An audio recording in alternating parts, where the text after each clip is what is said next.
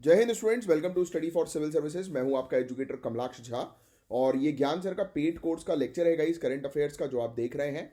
और जिन भी स्टूडेंट्स को ज्ञान सर के पेड कोर्स को ज्वाइन करना है, ये दिए गए नंबर पर आप कांटेक्ट करके ज्वाइन कर सकते हैं। यहाँ पर जीरो से लेकर सिलेक्शन तक की प्रॉपर सिविल सर्विसेज की तैयारी करवाई जाती है।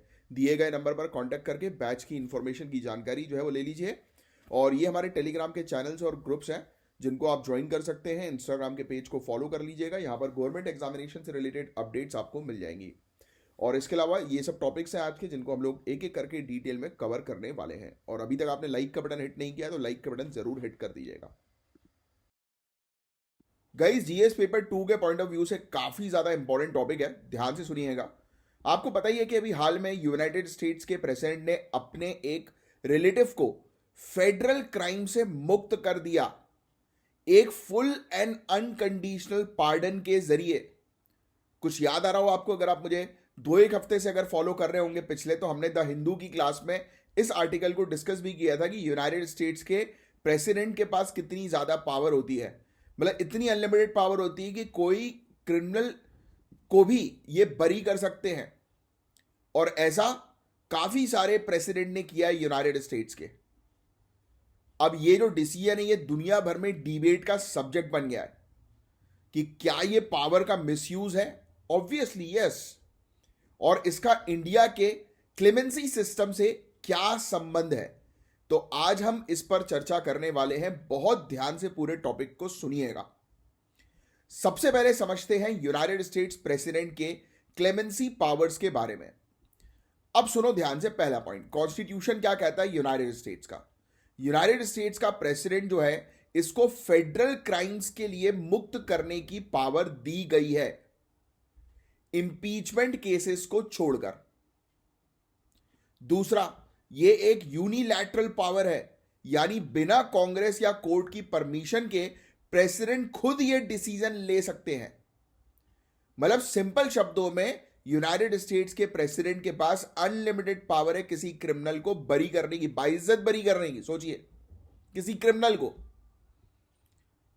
अब ये सिर्फ फेडरल क्राइम्स पर लागू होती है, पहला पॉइंट तो ये, स्टेट क्राइम्स पर नहीं। पार्डन स्पेसिफिक केसेस या एक टाइम पीरियड के अंदर की क्राइम के लिए हो सकती हैं। मतलब कि फॉर एग्जांपल, अगर किसी व्यक्ति को जो है वो एक सजा जो है वो मिली है एक पर्टिकुलर टाइम फ्रेम के लिए, तो वो उस पर्टिकुलर सजा को जो है वो माफ कर सकते हैं। तो ये माफ करने की शक्ति, दया दिखाने की शक्ति प्रेसिडेंट के पास यूनाइटेड स्टेट्स के अनलिमिटेड है।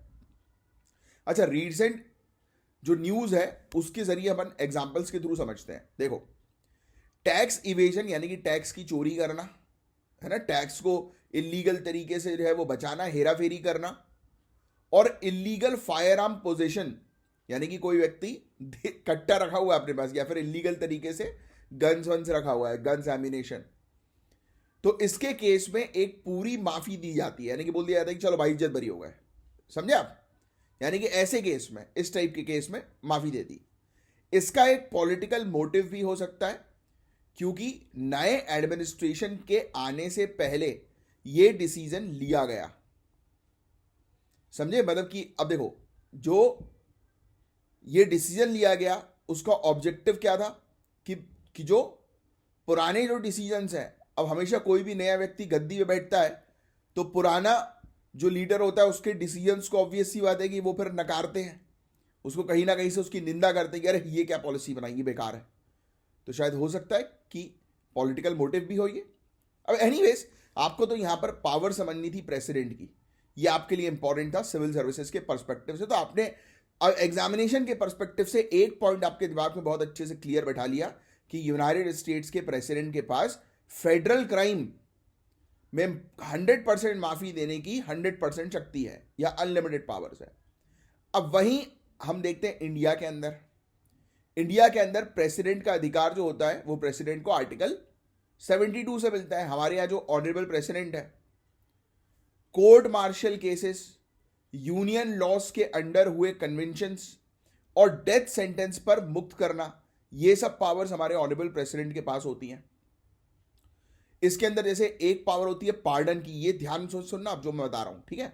एक पावर होती है पार्डन की, यानी कि पूरा माफी, सजा और डिस्क्वालिफिकेशन दोनों मिट जाते हैं, मतलब खत्म पूरी, कंप्लीटली, यानी कि एक व्यक्ति को जेल से निकाल के रिहा कर दिया, वो हो गया पार्डन।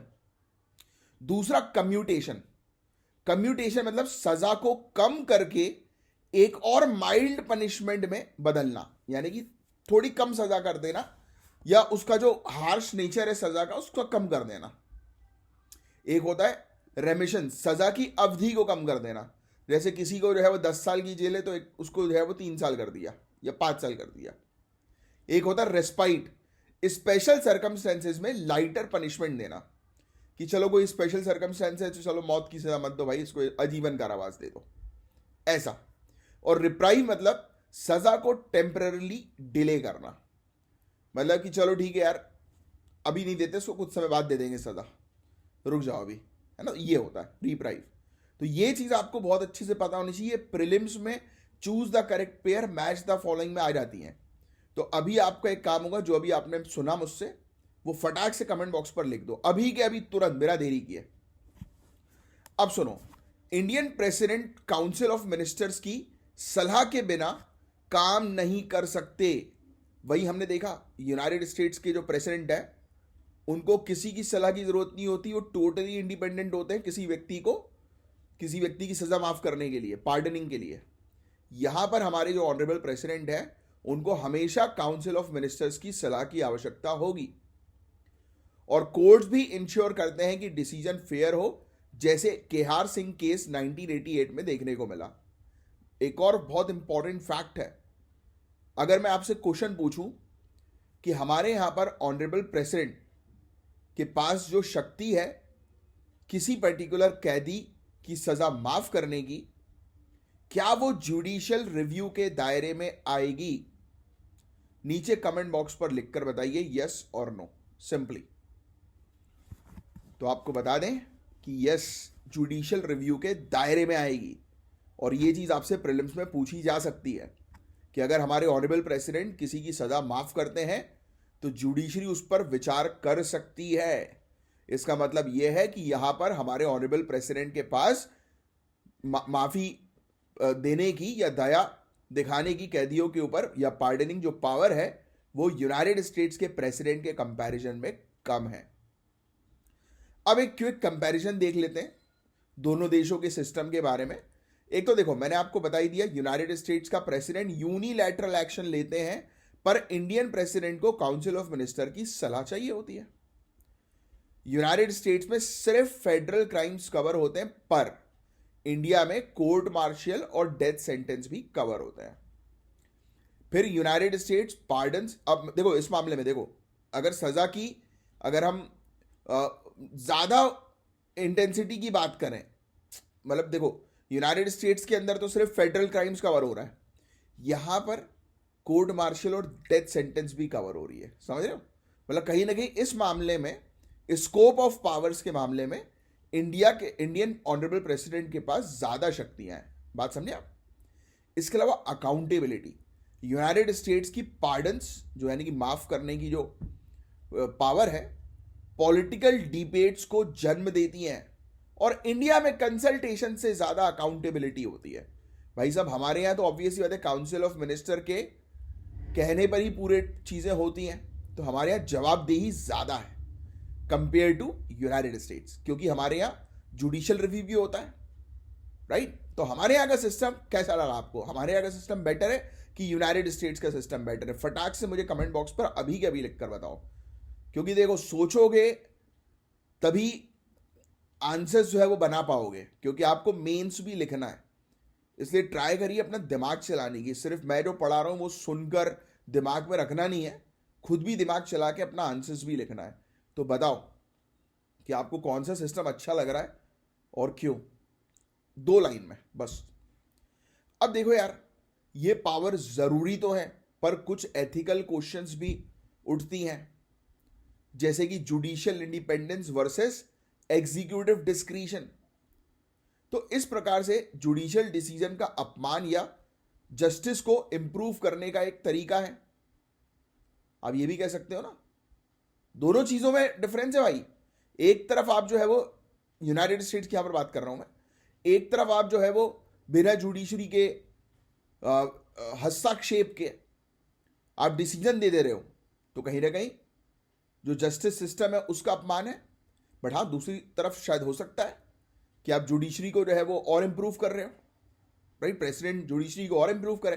बट एक्चुअल में लोग अपने, क्योंकि यूनाइटेड स्टेट्स की अगर बात करें तो अक्सर पहले भी देखा गया, चाहे वो क्लिंटन की बात हो या फिर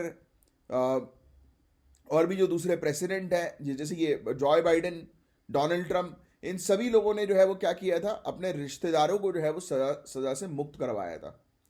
तो रिश्तेदारों को सजा से मुक्त करवाने का मतलब तो साफ साफ यही है कि आप जो है वो बायस हो रहे हो, है कि नहीं।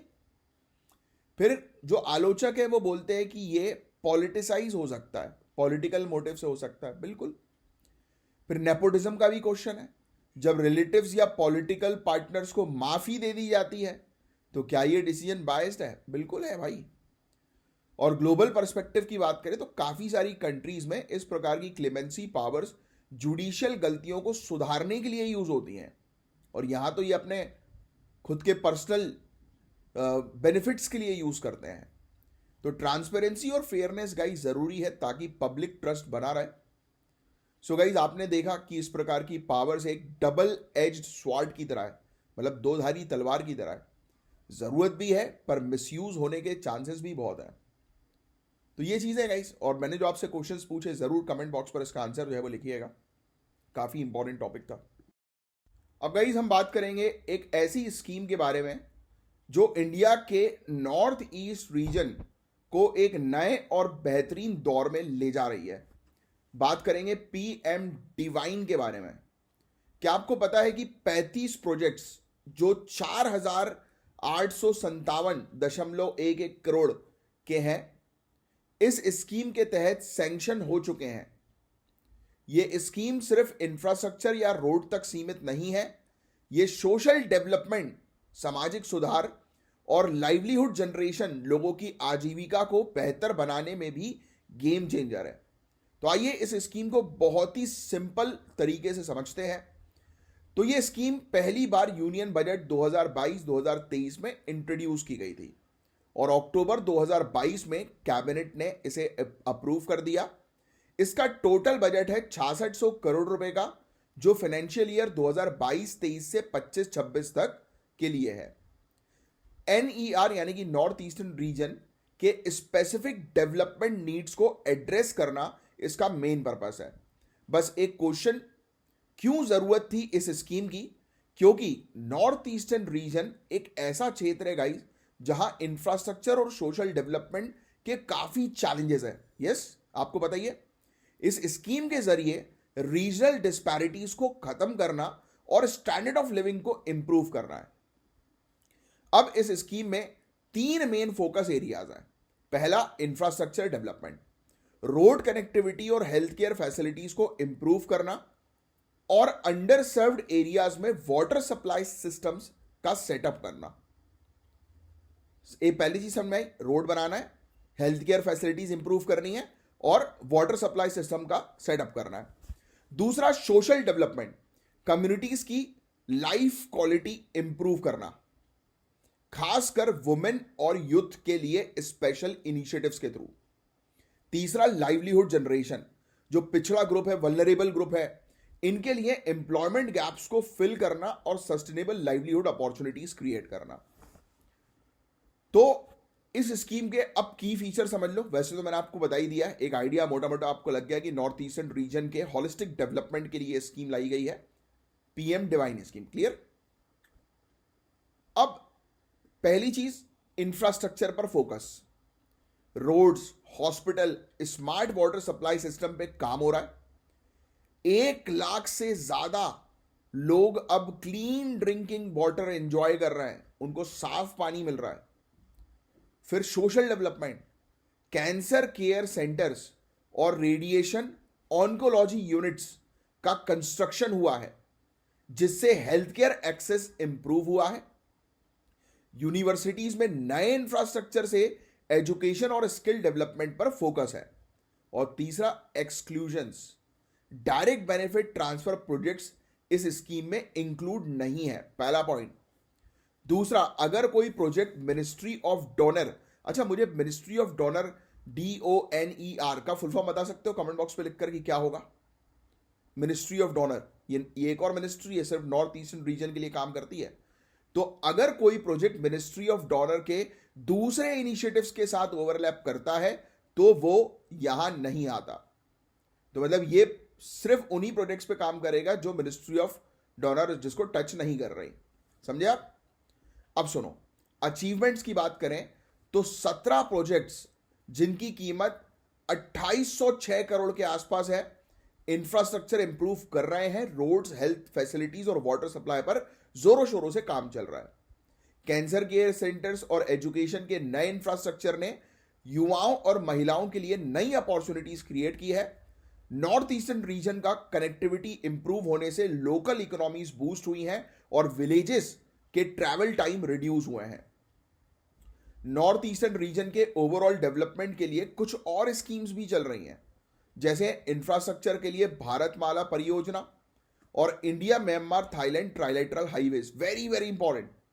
India Myanmar Thailand trilateral highway और भारतमाला परियोजना, तो ये नॉर्थ ईस्टर्न रीजन के डेवलपमेंट की स्कीम है, बहुत इंपॉर्टेंट, याद रखना है।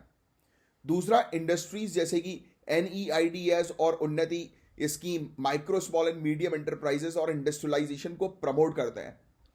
फिर national bamboo mission sustainable farming को प्रमोट करते हैं। स्वदेश दर्शन और हॉर्नबिल फेस्टिवल जैसे इनिशिएटिव टूरिज्म को बूस्ट कर रहे हैं। सो आने वाले समय में PM डिवाइन के सक्सेस के लिए दो चीजें इंपॉर्टेंट होगी। पहला, मॉनिटरिंग और स्टेक होल्डर एंगेजमेंट, ये इंश्योर करेगा कि बेनिफिट्स हर कम्युनिटी तक पहुंच रहे हैं, क्योंकि मॉनिटरिंग करना जरूरी है। और दूसरा, local capacity building, sustainable development और सोशियो इकोनॉमिक इंप्रूवमेंट के लिए ये बहुत जरूरी है कि लोकलाइट्स को इन्वॉल्व करना, उनको सबसे ज्यादा बेनिफिट देना सोशल डेवलपमेंट के लिए। सो गाइज, ये था PM डिवाइन स्कीम का एक सिंपल और क्रिप्स एनालिसिस। होपफुली आपको पूरी चीज समझ में आई होगी। गाइज, हम लोग जो है वो बात करने वाले हैं भारतीय वायुयान विधेयक बिल के बारे में, यानी कि BVV बिल 2024 के बारे में। ये बिल क्यों इंपॉर्टेंट है, इसमें क्या नए रिफॉर्म्स लाए गए हैं और इसके क्या चैलेंजेस हैं, सब कुछ डिटेल में समझेंगे और बहुत ही सिंपल तरीके से। तो सबसे पहले, BVV बिल 2024 पार्लियामेंट के दोनों हाउस में पास हो चुका है, ये जान लीजिएगा। ये बिल पुराने एयरक्राफ्ट एक्ट 1934 को रिप्लेस करेगा और इंडिया के एविएशन सेक्टर में नए रिफॉर्म्स लेकर आएगा। तो चलिए समझते हैं इसके इंपॉर्टेंट फीचर्स के बारे में।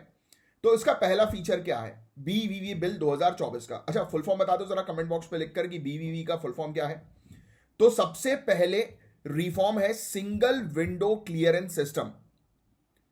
अब radio telephone operator restricted RTR certifications की जिम्मेदारी डिपार्टमेंट ऑफ टेलीकॉम की बजाय directorate general of civil aviation के पास है।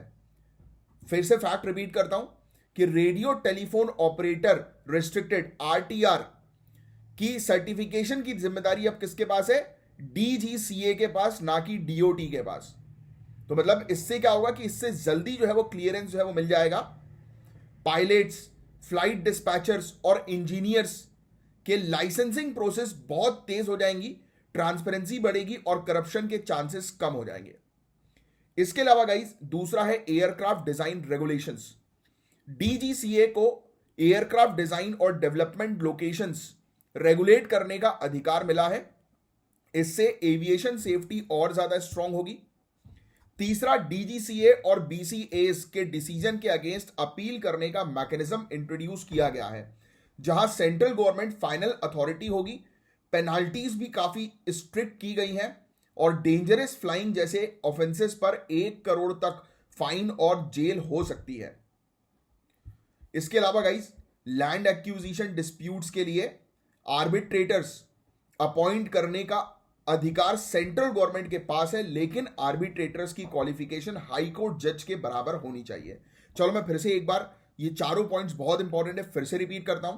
पहला यह है कि अब से जो भी सर्टिफिकेशन होगा वो कौन देखेगा? DGCA देखेगा। पहला पॉइंट तो बहुत क्लियर है, राइट? पहले डिपार्टमेंट ऑफ टेलीकॉम के पास जाता था, बट अब जितने भी radio telephone operators restricted certification है वो अब किसके पास हो गए? डीजीसीए के पास। दूसरा, एयरक्राफ्ट डिजाइन के रेगुलेशन, डीजीसीए को एयरक्राफ्ट डिजाइन और डेवलपमेंट लोकेशन रेगुलेट करने का अधिकार मिला है। मतलब डीजीसीए के पास ज्यादा पावर आ गई है सिंपल शब्दों में। और डीजीसीए और बीसीएएस इनके डिसीजन के अगेंस्ट आप अपील कर सकते हो, राइट। और जहां सेंट्रल गवर्नमेंट फाइनल अथॉरिटी होगी। और पेनाल्टीज भी टाइट कर दी गई है, अगर डेंजरस फ्लाइंग जैसे केसेस आते तो 1 करोड़ तक की पेनाल्टी और जेल है। फिर इसके अलावा जैसे कि जमीन का अधिग्रहण कर लिया जाता है, राइट, कई बार एयरपोर्ट्स वगैरह की जमीन पे, तो उसके केसेस के लिए एक आर्बिट्रेटर लाया गया है जो कि हाई कोर्ट के जज के बराबर होने चाहिए। बस अब देखो, इस बिल से जुड़ी कुछ चिंताएं भी हैं। डीजीसीए का इंडिपेंडेंस, गवर्नमेंट के डायरेक्ट कंट्रोल के कारण रेगुलेटर की ऑटोनॉमी क्वेश्चन में आ सकती है। Arbitration issues, unilateral arbitrator appointment से इम्पार्शियलिटी पर सवाल उठते हैं। और तीसरा, सेंट्रल गवर्नमेंट के पास पूरी पावर्स है कि वो किसी भी तरीके का पेनाल्टी जो है वो लगा सकती है। तो ये सबसे बड़ी प्रॉब्लम है, ये चिंता वाली बात है मतलब।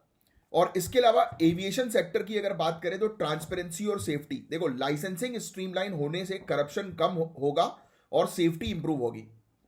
नए कंप्लाइंसेस, रूल्स और पेनाल्टीज एयरलाइंस के ऑपरेशनल कॉस्ट बढ़ा सकते हैं। फिर पावर सेंट्रलाइज होने से फेयर डिसीजन मेकिंग का चैलेंज आ सकता है, क्योंकि सबके पास पावर नहीं है, डीजीसीए के पास ज्यादा पावर है। तो और इवन सेंट्रल गवर्नमेंट। तो आपको पता है कि इंडिया दुनिया का तीसरा सबसे बड़ा डोमेस्टिक एविएशन मार्केट है। रीसेंट ग्रोथ के कुछ फिगर्स देखें तो पैसेंजर ट्रैफिक 2023 फाइनेंशियल ईयर में 13.5% की ग्रोथ हुई थी। और इवन 2014 में 74 एयरपोर्ट्स थे, अब 2024 में 157 एयरपोर्ट्स हैं। टारगेट है कि 2047 तक 350 से 400 एयरपोर्ट्स का। एयरक्राफ्ट फ्लीट साइज 2023 में 771 थी, जो 2027 तक 1100 होने का प्लान है। अब गवर्नमेंट के एविएशन सेक्टर में कई इनिशिएटिव्स लिए हैं, जैसे उड़ान स्कीम, रीजनल कनेक्टिविटी और अफोर्डेबिलिटी इंप्रूव करने के लिए, सस्टेनेबिलिटी एफर्ट्स, दिल्ली और Mumbai airport level 4+ carbon accreditation achieve कर चुके हैं। फिर इवन ग्रीनफील्ड प्रोजेक्ट जैसे डिजी यात्रा और एनएबीएच निर्माण ने पैसेंजर एक्सपीरियंस काफी अच्छा कर दिया, एनहांस कर दिया है। सो गाइस, बीवीवी बिल 2024 एक बहुत ही इंपॉर्टेंट स्टेप है, लेकिन कुछ इंप्रूवमेंट्स की जरूरत है अभी भी। तो क्या क्या किया जाए, तो क्विकली जो है वो देखते हैं। तो सबसे पहले तो डीजीसीए को एक ऑटोनॉमस बॉडी बनाना होगा। दूसरा, कंपनसेशन डिस्प्यूट्स के लिए इम्पार्शियल मैकेनिज्म होना चाहिए। तीसरा, फिक्स्ड पेनाल्टी गाइडलाइंस, पेनाल्टी के लिए यूनिफॉर्म लीगल फ्रेमवर्क होना बहुत जरूरी है। और एविएशन पर्सनल और एयरलाइंस का फीडबैक लेना बहुत ज्यादा जरूरी है, क्योंकि अगर हम फीडबैक लेंगे तब ज्यादा अकाउंटेबिलिटी बढ़ेगी और रिस्पॉन्सिबिलिटी के बारे में पता लगेगा। तो ये था एक डिटेल्ड ब्रेकडाउन गाइस बीवीवी बिल 2024 का। होपफुली आपको पूरी चीज अच्छे से क्रिस्टल क्लियर जो है वो समझ में आई होगी, राइट गाइस। माइनिंग कानून से रिलेटेड एक कंट्रोवर्सी चल रही है, तो उसके बारे में हम बात करेंगे कि क्या है मुद्दा, कैसे ये स्टेट्स और सेंटर के बीच तनाव का कारण बन रही है। सो आइए स्टार्ट करते हैं इस टॉपिक को। तो सबसे पहले समझते हैं कॉन्स्टिट्यूशन के फ्रेमवर्क को। माइनिंग रेगुलेशंस के 2 इंपॉर्टेंट एंट्रीज हैं, यानी कि जो भी माइनिंग होती है ना, तो उसके ऊपर रेगुलेट करने के लिए 2 चीजें होती हैं। एक होती है यूनियन लिस्ट एंट्री नंबर 54 और एक होती है state list entry number 50। State PSC की तैयारी कर रहे हो तो ये एंट्री नंबर भी याद रखना। सेंटर को माइनिंग रेगुलेट करने की पावर देता है एमएमडीआर एक्ट 1957 और ये यूनियन लिस्ट के अंदर आ जाता है। स्टेट लिस्ट के अंदर स्टेट को मिनरल राइट्स पे टैक्स लगाने के अधिकार देता है, लेकिन रॉयल्टीज के अलावा और कोई एक्स्ट्रा टैक्स इंपोज नहीं कर सकती राज्य सरकार। आपने क्या चीज समझी अभी कि केंद्र सरकार जो है वो माइनिंग को रेगुलेट कर सकती है और राज्य सरकार जो है उसके वहां से, यानी कि जहां पर भी खदान है, माइनिंग हो रही है, वहां से जो भी मिनरल निकल रहे हैं तो उनके ऊपर टैक्स लगाने के अधिकार जो है वो राज्य सरकार के पास है। बात समझे? अब सुनो कोर्ट के कुछ जजमेंट। 1989 का इंडिया सीमेंट लिमिटेड केस, जहां ऑनरेबल सुप्रीम कोर्ट ने कहा कि केंद्र का प्राइमरी अथॉरिटी होगा माइनिंग पे। लेकिन 2024 की एक नई जजमेंट ने स्टेट्स के अधिकारों को रीइंफोर्स किया, कहा कि स्टेट टैक्स कर सकती है पर एक कंसिस्टेंट पॉलिसी जरूरी है। मतलब अब ये कहा गया कि अब इस पर जो है वो केंद्र सरकार यानी कि पार्लियामेंट की बात करें अगर हम लोग मेनली, तो वो जो है वो अब एक रूल्स रेगुलेशन गाइडलाइंस बनाए और जिस गाइडलाइंस के आधार पर, जिस पॉलिसीज के आधार पर जो है वो राज्य सरकार टैक्स लगा सके। तो ये चीज है, पहले पूरा अधिकार जो है वो दे दिया गया था केंद्र सरकार को, अब 2024 के नए जजमेंट में बोल दिया कि अब राज्य सरकार के पास टैक्स का अधिकार है। अब सुनना, MMDR एक्ट के अंदर कुछ रीसेंट अमेंडमेंट्स है, संशोधन है। पहला है यूनिफाइड लाइसेंस, एक्सप्लोरेशन और माइनिंग लाइसेंस को मर्ज कर दिया गया है। समझ रहे हो, जो मिनरल डिस्कवर करेगा वही माइनिंग भी कर सकेगा बिना नए अप्रूवल्स के। मतलब जिसने यहां पर खोज करी किसी पर्टिकुलर मिनरल की, वही उसी के पास अधिकार होगा वहां पर माइनिंग करने का। यह है यूनिफाइड लाइसेंस। दूसरा, कैप्टिव माइंस के लिए रिलैक्सेशन, 50% प्रोडक्शन जो होता है, 50% प्रोडक्शन, सॉरी 50% प्रोडक्शन जो होता है ओपन मार्केट में सेल किया जा सकता है। यह प्राइवेट सेक्टर के लिए बेनिफिशियल होगा। तीसरा, ऑक्शनिंग प्रोसेस को सेंट्रलाइज किया गया। जो नीलामी की प्रोसेस होती है ना, अगर राज्य सरकार ऑक्शन नहीं करती, राज्य सरकार अगर नीलामी नहीं कर रही है, उस माइनिंग का टेंडर नहीं निकाल रही है, सिंपल शब्दों में, तो केंद्र सरकार जो है वो नीलामी करेगी। तो ये तो स्टेट्स की पावर को कम कर रहा है। इवन लीज पीरियड का एक्सटेंशन, फीस के बदले गवर्नमेंट लीज एक्सटेंड कर सकती है, यानी कि कुछ फीस चार्ज करके, जो प्राइवेट फर्म्स के लिए अच्छा है। अब सुनो, अब ये अमेंडमेंट जो है हमारे फेडरल स्ट्रक्चर को कैसे इंपैक्ट करते हैं। फेडरल स्ट्रक्चर तो समझते हो ना सभी लोग, केंद्र सरकार और राज्य सरकार के बीच का रिलेशन। तो इसमें केंद्र सरकार और राज्य सरकार के बीच में कॉन्फ्लिक्ट्स, विवाद पैदा हो रहे हैं। राज्यों के पास जमीन और रिसोर्सेस का अधिकार है, लेकिन नए कानून से यह कंट्रोल केंद्र के पास शिफ्ट हो रहा है। सेक्शन 14(3) के थ्रू सेंटर फोर्स कर सकती है ऑक्शनिंग के लिए, अगर स्टेट फेल करे तो। सोचिए आप। फिर इसके अलावा डिस्ट्रिक्ट मिनरल फंड, पहले district mineral fund state appointed collectors के अंडर होता था, अब सेंटर के कंट्रोल में है। एग्जाम्पल में देखें अगर हम, तो ओडिशा में कोविड हॉस्पिटल्स DMF से फंड हुए, लेकिन नए रूल्स ऐसे प्रोजेक्ट्स पर रिस्ट्रिक्शंस ला सकते हैं। फिर माइनिंग ऑपरेशन का सिर्फ इकोनॉमिक ऑब्जेक्टिव नहीं है, एनवायरमेंट और सोशल ऑब्जेक्टिव भी होता है। अब सोचिए आप, गोवा फाउंडेशन जजमेंट के अकॉर्डिंग माइन वेस्ट डंप करना लीज एरिया के बाहर मना है, यानी कि आप उसी क्षेत्र में वेस्ट को डंप कर सकते हो। लेकिन नए चेंजेस से क्या एनवायरमेंट कॉम्प्रोमाइज होगा? यह भी एक बड़ा क्वेश्चन है। ग्राम सभा की पावर जो है वो खत्म होने लगी है, इससे लोकल कम्युनिटीज के अधिकार पर खतरा हो सकता है। तो आगे क्या करना चाहिए? देखो, आगे तो सेंटर और स्टेट को मिलकर पॉलिसी बनानी चाहिए, जिससे कि जो संसाधन है, रिसोर्सेज है, इसका एफिशिएंट उपयोग करके एक फेडरल हार्मनी बनाई जा सके, दोनों के बीच में तालमेल अच्छा हो सके। स्टेट्स को नीलामी और रेगुलेशन में सशक्त करना जरूरी है, बिना उनके अधिकार को छीने। तो गाइस, ये एक इंपॉर्टेंट टॉपिक था काफी ज्यादा, जो जिसमें आपको एक आइडिया होना चाहिए कि हमारे यहाँ पर जो माइनिंग्स वगैरह हो रही हैं, तो उस पर चल क्या रहा है, उस पर सेंटर और स्टेट्स की क्या पावर्स हैं माइनिंग्स को लेकर, मिनरल्स को लेकर, उसमें क्या चेंजेस आ रहे हैं। ये सब बहुत जरूरी है आप लोग के लिए समझना। तो ये था गाइस ओवरऑल टॉपिक, होपफुली आपको अच्छे से समझ में आया होगा। अब गाइस, इंडिया के पब्लिक डिस्ट्रीब्यूशन सिस्टम को मॉडर्नाइज करने से रिलेटेड टॉपिक है। यहां पर अभी कुछ नए इनिशिएटिव्स आए हैं जिसके बारे में हम बात करेंगे, जैसे कि अन्ना चक्र और स्कैन पोर्टल। तो आइए डिटेल में समझते हैं। तो कुछ दिन पहले गाइस, यूनियन मिनिस्टर ने अन्ना चक्र या अन्न चक्र बोलेंगे वैसे तो इसको, और स्कैन पोर्टल लॉन्च किया। ये दोनों टूल्स भारत के पब्लिक डिस्ट्रीब्यूशन सिस्टम को और ज्यादा एफिशिएंट और ट्रांसपेरेंट बनाने के लिए लाए गए हैं। तो अन्न चक्र के बारे में हम डिटेल में चर्चा करेंगे। तो इसको IIT Delhi, world food programme और foundation for innovation and technology transfer के साथ मिलकर बनाया गया। एडवांस्ड एल्गोरिदम यूज करते हुए फूड ग्रेन्स की सप्लाई ऑप्टिमाइज की जाती है। ये इसमें बहुत इंपॉर्टेंट चीज है।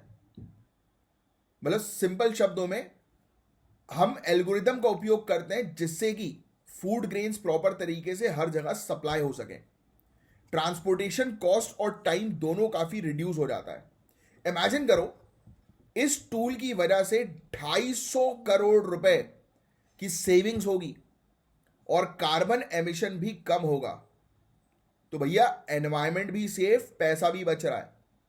यह सिस्टम 30 राज्यों में 4.37 lakh FPS fair price shops और 6,700 वेयर हाउसेस को कवर करता है। That is amazing. अब स्कैन पोर्टल की बात करते हैं। तो यह सब्सिडी क्लेम को ऑटोमेट करता है। स्टेट्स एक सिंगल विंडो सिस्टम का यूज करके सब्सिडी अप्लाई करते हैं और रूल बेस्ड स्क्रूटनी से क्लेम का अप्रूवल और जल्दी हो जाता है। यानी ट्रांसपेरेंसी के साथ फंड का efficient use, that is a perfect combination. तो बचपन से हम राशन शॉप्स के बारे में सुनते आ रहे हैं, पर इसका origin guys world war second के समय पर राशनिंग सिस्टम में हुआ था। आज एनएफएसए यानी कि नेशनल फूड सिक्योरिटी एक्ट, इसके अंडर 67% पॉपुलेशन को सब्सिडाइज फूड ग्रेन मिलते हैं और टीबीटीडीएस यानी कि टारगेटेड पब्लिक डिस्ट्रीब्यूशन सिस्टम ने पुअर हाउस होल्ड्स को प्रायोरिटी पे रखा है। और टेक्नोलॉजी के बिना आज का पीडीएस अधूरा है। तो one nation one ration card का क्या फायदा अगर आप माइग्रेट करते हैं फिर भी राशन का एक्सेस नहीं है, पहुंच ही नहीं रहा है राशन आप तक। पीओएस मशीन्स और आधार इंटीग्रेशन फ्रॉड को रोकता है और ट्रांसपेरेंसी जो है वो बढ़ाता है। लेकिन हर सिस्टम में चुनौतियां होती हैं।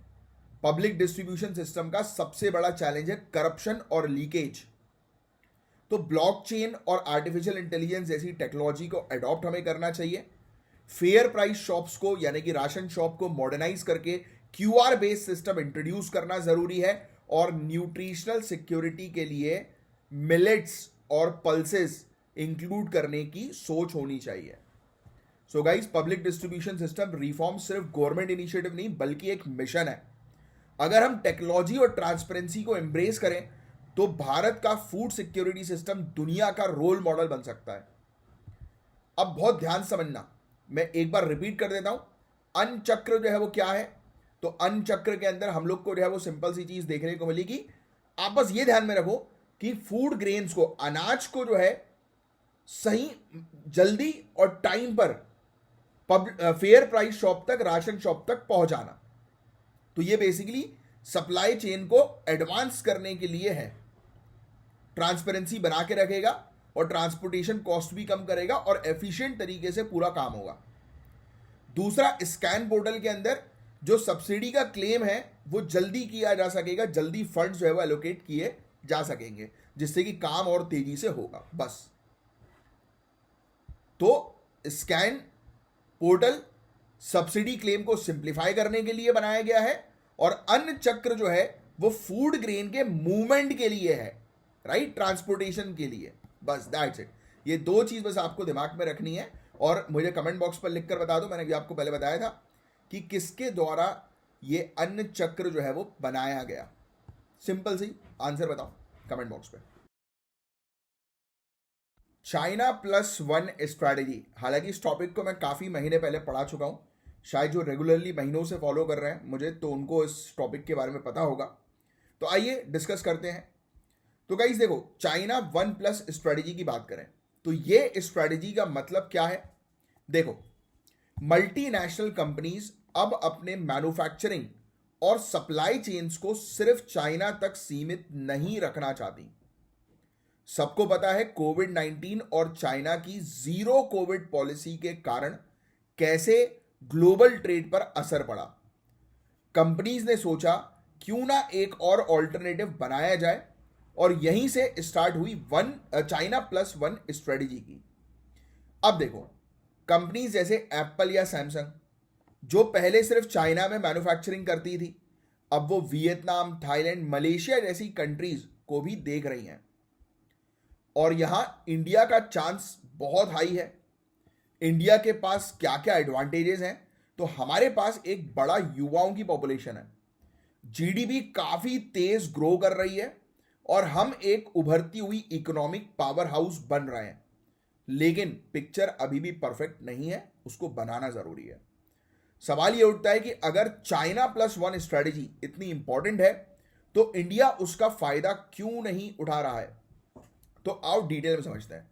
पहला पॉइंट देखो यार, सबसे पहली चीज तो है इंडिया का टैक्स स्ट्रक्चर जो बहुत कॉम्प्लेक्स है।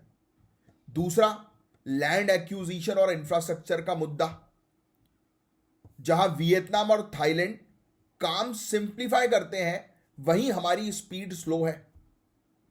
इसके अलावा इंडिया में लेबर कॉस्ट जो है वो कंपेयर टू वियतनाम, थाईलैंड काफी हाई है और यही रीजन है कि कंट्रीज जैसी वियतनाम और कंबोडिया आगे निकल रहे हैं।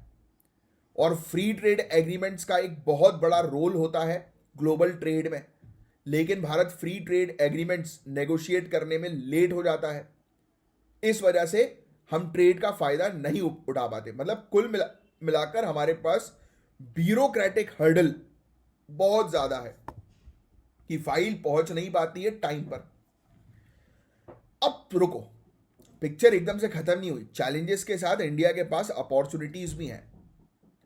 हमारे पास एक बहुत ही बड़ी मिडिल क्लास की पॉपुलेशन है जो किसी भी प्रोडक्ट के लिए एक स्ट्रॉन्ग कंज्यूमर बेस बनता है। नेशनल इंफ्रास्ट्रक्चर पाइपलाइन और प्रोडक्शन लिंक्ड इंसेंटिव स्कीम हमें कॉस्ट कॉम्पिटिटिव बनाते हैं।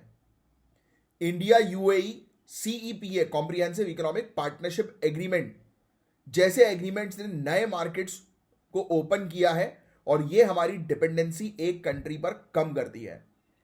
तो गाइज, अगर इंडिया को इस स्ट्रेटेजी का लीडर बनना है तो क्या करना होगा?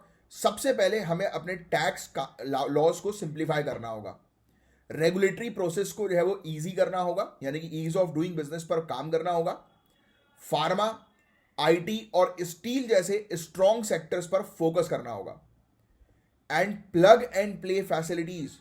दुनिया प्लग एंड प्ले चल रही है गाइज, मतलब रेडीमेड इंडस्ट्रियल हब जहां फॉरेन कंपनीज आसानी से अपना काम स्टार्ट कर सकें। सो गाइज, ये इंडिया का ट्रेड और China+1 स्ट्रेटेजी की एक डिटेल एनालिसिस थी। तो होपफुली आपको कनेक्टिविटी अच्छी जो है वो मिली होगी और एक बहुत स्ट्रॉन्ग पॉइंट जो है वो आपके कवर हुए होंगे और एक अच्छी अंडरस्टैंडिंग क्रिएट होगी। बस सिंपल शब्दों में एक लाइन में लिखकर बता दो, व्हाट इज China+1 स्ट्रेटेजी। अब गाइज, हम बात करेंगे एक ऐसे व्यक्ति की जो सिर्फ भारत के पहले राष्ट्रपति ही नहीं बल्कि एक महान लीडर और कॉन्स्टिट्यूशन मेकर भी थे। हम बात करने वाले हैं डॉक्टर राजेंद्र प्रसाद जी की। तो आइए स्टार्ट करते हैं। तो सबसे पहले तो इनका जन्म 3 दिसंबर 1874 में हुआ। 73 74 नहीं 84, सॉरी 1884 में हुआ, राइट, 1884। बिहार के जीरादेई गांव में एक आम परिवार से आने के बावजूद उन्होंने अपनी मेहनत और लगन से भारत के इतिहास में अपना नाम अमर कर दिया। उनका एजुकेशन बैकग्राउंड भी बहुत इंप्रेसिव था। उन्होंने कोलकाता यूनिवर्सिटी से लॉ की पढ़ाई की थी। और एक इंटरेस्टिंग फैक्ट, उन्होंने छोटी सी उम्र में ही एजुकेशन को एक महत्व दिया जो उनके लीडरशिप के रूट्स में था। और यह आपको दिमाग में रखना है कि लीडर बनना है तो education is very very important. And right now आप तो अपना करियर बना रहे हो, तो इसलिए कभी भी कॉम्प्रोमाइज मत करना अपनी पढ़ाई से।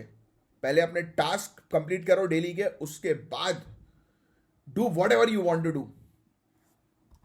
सो 1950 में भारत जब एक रिपब्लिक बना तो डॉक्टर राजेंद्र प्रसाद को यूनानिमसली हमारा पहला राष्ट्रपति चुना गया। यहां एक स्पेशल बात है गाइस, डॉक्टर प्रसाद जी को 1952 और 1957 में यूनानिमसली री इलेक्ट भी किया गया था। यह एक यूनिक डिस्टिंक्शन है जो किसी और राष्ट्रपति ने आज तक अचीव नहीं किया।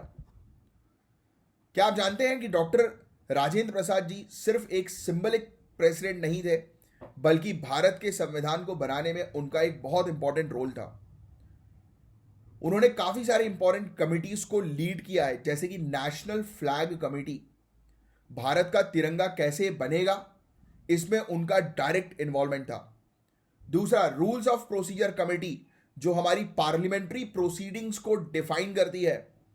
तीसरा, फाइनेंस एंड स्टाफ कमेटी, जिसका काम था शासन की एफिशिएंसी इंश्योर करना। तो इनकी लीडरशिप विजन उनका भारत के कॉन्स्टिट्यूशन मेकिंग में बहुत इंपॉर्टेंट रोल रहा है। और एक और बात बता दें कि डॉक्टर राजेंद्र प्रसाद जी का जीवन सिर्फ पॉलिटिकल अचीवमेंट तक सीमित नहीं था। उन्होंने सिंप्लिसिटी और ह्यूमैनिटी की एक मिसाल जो है वो रखी है गाइस। और आपको एक छोटी सी कहानी बताता हूं। एक बार किसी ने उनसे पूछा कि आप प्रेसिडेंट होकर भी इतने सिंपल क्यों हैं। आपको पता उनका जवाब क्या था? मैं एक आम इंसान हूं जो अपने देश की सेवा के लिए यहां आया हूं। सोचो आप, लोग यार, मतलब छोटी सी पोजीशन क्या लोगों को मिल जाती है, पार्षद वार्षद भी क्या लोग बन जाते हैं, साले ऐसे उचकने लगते हैं कि पता नहीं कौन है, राइट। और ये देखिए यहां पर ऑनरेबल प्रेसिडेंट की पोजीशन के बावजूद इतने सिंपल, सोबर, संयम। So that's make a personality. और यही तो पावर का जलवा होता है। जब तुम्हारे पास पावर आती है और तुम बहुत सिंपल होते हो, तब तुम और डेंजरस होते हो। क्योंकि जिसके पास पावर है और वो ब्ले ब्ले ब्ले ब्ले कर रहा है, तो वो फिर उसको लोग सीरियसली नहीं लेते। वो सोचते हैं कि यार इसको घमंड आ गया, हटाओ। बट जिसके पास पावर है एंड वो शांत है, कॉन्फिडेंट है और बहुत प्यार से पीसफुली लोगों से बात करता है, तो लोगों को उससे और डर लगता है। वो बोलते हैं ना कि आपके पास पावर होने के बावजूद आप बहुत, यानी कि दिखने में आप हल्क हो और बड़े प्यार से आप बात करते हो, लोग कितना प्यार करते हैं आपको पलट के कि अरे वाह यार क्या बात है। Yes, that is the game. अब देखो इस क्वेश्चन का आंसर लिखो कमेंट बॉक्स पे। गाइस हम बात करेंगे गूगल सेफ्टी इंजीनियरिंग सेंटर के बारे में। ये हैदराबाद में लॉन्च हुआ है और ये बहुत इंपॉर्टेंट टॉपिक है, एग्जामिनेशन में आ सकता है। सबसे पहले समझते हैं ये गूगल सेफ्टी इंजीनियरिंग सेंटर क्या है। तो देखो यार, ये ऐसा स्पेशलाइज सेंटर है जो आर्टिफिशियल ड्रिवन सिक्योरिटी सॉल्यूशंस पर काम करेगा। इसका प्राइमरी फोकस होगा साइबर सिक्योरिटी चैलेंजेस को सॉल्व करना, जो इंडिया के लिए यूनिक है। और अब बात आती है कि हैदराबाद में ही क्यों ये इंडिया को इतना बेहतरीन सेंटर मिला। वेल गाइस, आपको बता दें हैदराबाद को टेक हब माना जा रहा है, जहां ऑलरेडी गूगल, माइक्रोसॉफ्ट जैसे बड़े प्लेयर्स का प्रेजेंस है। इवन मेरा फ्रेंड है, बेस्ट फ्रेंड, हैदराबाद में रहता है, वो खुद गूगल कंपनी में काम कर चुका है हैदराबाद में। और ये एक स्ट्रैटेजिक डिसीजन है जो इंडिया के डिजिटल ग्रोथ को और बूस्ट करेगा। अब थोड़ा इस सेंटर के ग्लोबल कॉन्टेक्स्ट की बात करें तो दुनिया भर में सिर्फ 5 गूगल सेफ्टी इंजीनियरिंग सेंटर्स हैं। पहले ये सेंटर्स किन सिटीज में हैं तो उसकी बात कर लें, डबलिन, म्यूनिक और मलागा। और अब हैदराबाद इस लिस्ट का पार्ट बन चुका है। मतलब इंडिया अब एक global leaders in cyber security and AI बनाने की तरफ एक और कदम बढ़ा रहा है। इसका एक और बड़ा इंपैक्ट होगा एम्प्लॉयमेंट जनरेशन। गूगल का ये प्रोजेक्ट डायरेक्टली और इनडायरेक्टली हजारों लोगों को नौकरियां देगा गाइस। और हैदराबाद और तेलंगाना की इकोनॉमी और टेक लैंडस्केप दोनों बूस्ट होगा। टेक स्टार्टअप्स के लिए ये एक गोल्डन अपॉर्चुनिटी है अपना इनोवेशन शोकेस करने की। अब बात करते हैं इस टॉपिक के इंपॉर्टेंट डायमेंशन के बारे में। तो देखो, सबसे पहला डायमेंशन तो साइबर सिक्योरिटी चैलेंज है। इंडिया जैसे बड़े देश में साइबर का खतरा काफी कॉम्प्लेक्स, आप जानते ही हैं।